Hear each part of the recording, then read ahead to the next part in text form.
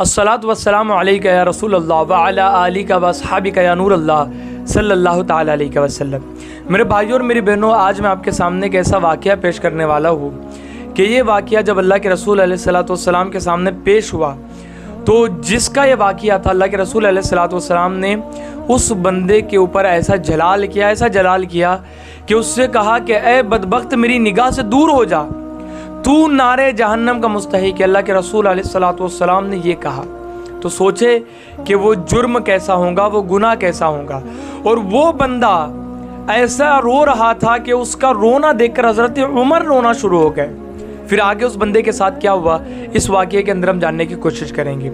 वाक़या कुछ यूँ है कि एक दफ़ा का जिक्र है, हज़रत फ़ारूक आज़म रज़ियल्लाहु ताला अन्हु अल्लाह के रसूल अलैहिस्सलातु वस्सलाम के हुजरे की तरफ बढ़े।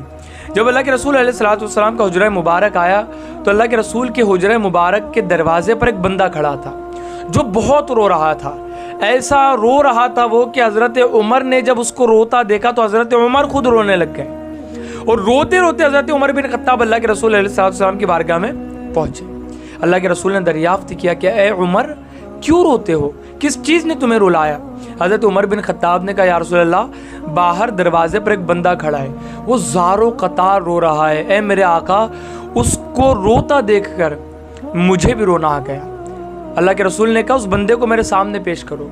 वो बंदे को अल्लाह के रसूल अलैहिस्सलाम की खिदमत में लाया गया। वो हज़रत मोहम्मद मुस्तफ़ा अलैहिस्सलाम की खिदमत में जाकर बैठा। अल्लाह के रसूल अलैहिस्सलाम ने उस बंदे से रोने की वजह दरियाफ्त की। पूछा, ए बंदा खुदा, आखिर तू क्यों रोता है? अल्लाह के रसूल अलैहिस्सलाम ने जब उससे पूछा तो उसने जवाब में कहा, या रसूल अल्लाह अलैहिस्सलाम, मैं अपने गुनाहों पर रोता हूँ, अल्लाह ताला के अज़ाब पर और उसकी नाराज़गी पर रोता हूँ कि अल्लाह ताला मुझे माफ़ नहीं करेगा। अल्लाह के रसूल अलैहिस्सलाम ने उस बंदे से कहा कि बंदा खुदा, अल्लाह की रहमत बहुत बड़ी है। अगर तेरे गुनाह सातों ज़मीन और आसमान के बराबर हो, ज़मीन में जितने पहाड़ हो उनके बराबर हो, समंदर जितनी भी दुनिया में चीज़ है, अगर तेरे गुनाह उनके बराबर भी हो तो भी अल्लाह ताला तुझे माफ़ कर देगा। वो कहने लगा, या रसूल अल्लाह अलैहिस्सलातु वस्सलाम, मेरा गुनाह इन सब से बड़ा है। अल्लाह, सातों ज़मीन और आसमान में जो कुछ है इन सब से मेरा गुनाह बड़ा है। अल्लाह के रसूल ने उससे कहा, तेरा गुनाह ज़्यादा बड़ा है या अल्लाह की कुर्सी? वो कहने लगा, मेरा गुनाह। अल्लाह के रसूल ने दूसरा सवाल किया, तेरा गुनाह ज़्यादा बड़ा है या अल्लाह का अर्श? वो कहने लगा, मेरा गुनाह ज़्यादा बड़ा है। अल्लाह के रसूल अलैहिस्सलाम ने फिर इरशाद फरमाया, तेरा गुनाह ज़्यादा बड़ा है या अल्लाह? वो कहने लगा, या रसूल अल्लाह, बेशक अल्लाह बड़ा है, अल्लाह तो बहुत अजीम है। अल्लाह के रसूल अलैहिस्सलाम ने मुस्कुरा कर कहा कि बेशक बिलाशुबा गुनाह अजीम को रब्बे अजीम ही माफ़ करता है। बेशक गुनाह अजीम को, जो बड़ा गुनाह हो, उसको अल्लाह ही माफ़ करता है। वो कहने लगा, या रसूल अल्लाह अलैहिस्सलातु वस्सलाम, मेरा गुनाह ऐसा है कि मुझे वो गुनाह आपके सामने बताते हुए भी शर्मिंदगी होती है। अल्लाह के रसूल ने कहा, तू बता वो गुनाह क्या है, बता। वो शर्मसार होकर अल्लाह के रसूल के सामने बैठा और कहने लगा, या रसूल अल्लाह अलैहिस्सलातु वस्सलाम, मैं बहुत दिनों से कफन चोरी करता हूँ, बहुत दिनों से। या रसूल अल्लाह, पिछले दिनों अंसार के एक लड़की की मैयत आई और उस लड़की को दफना दिया गया। वो लड़की बड़ी खूबसूरत थी।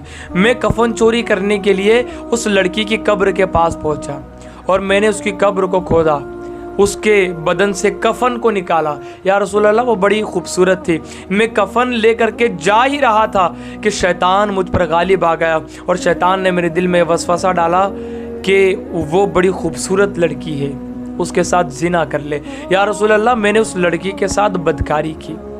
अल्लाह, वो मुर्दा लड़की के साथ मैंने बदकारी की और जब बदकारी करके मैं जा रहा था तो वो लड़की खड़े हो गई और कहने लगी कि ए बदबख्त, तूने अल्लाह के यहाँ मुझे नापाक कर दिया, मुर्दों की जमात में तूने मुझे बरहाना कर दिया, नंगा कर दिया।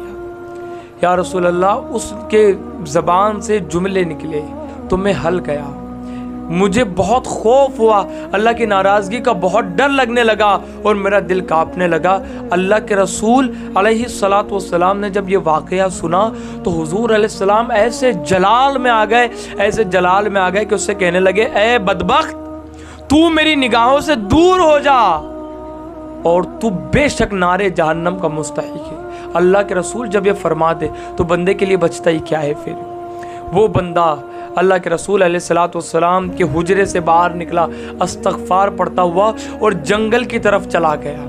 40 دن تک وہ بندہ جنگل میں رہا، اسی حالت میں رہا، اور جب 40 دن کے بعد اس نے اپنی نگاہ آسمان کی طرف کی تو اس کی زبان سے جملے نکلے کہ اے محمد و ابراہیم کے رب، اگر تو نے میری توبہ قبول کر لی ہے تو محمد مصطفیٰ و محمد مصطفیٰ کے اصحاب تک یہ پیغام پہنچا دے کہ تو نے میری توبہ قبول کر لی ہے۔